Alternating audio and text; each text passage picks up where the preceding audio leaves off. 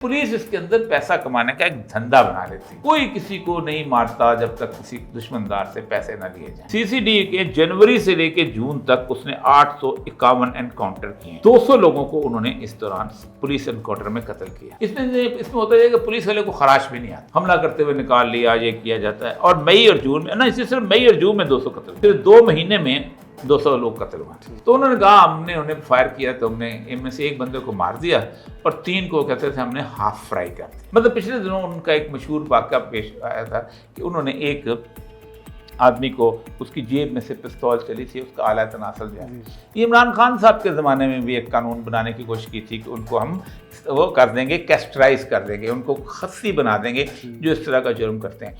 तो इसके ऊपर मैंने फिर कॉलम लिखा था कि बुनियादी तौर पर जो इस को नामर्द होता है या नामर्द बना दिया जाता है, उसके अंदर जो क्रिमिनल जागता है, उसके अंदर जो इंतकाम जागता है, उस इंतकाम का फिर कोई लिमिट्स नहीं होती, वो बहुत बड़ा कातिल बन के निकलता है। तो इस तरह की सूरत हाल में रॉ अनवार का नाम आपको आता है। इसने 2011 से लेकर 2017 तक 444 बंदे कत्ल किए थे। और आपको याद होगा कि नकीबुल्लाह का जो कत्ल है उसने एक बहुत बड़ी सूरत हाल पैदा कर दी थी।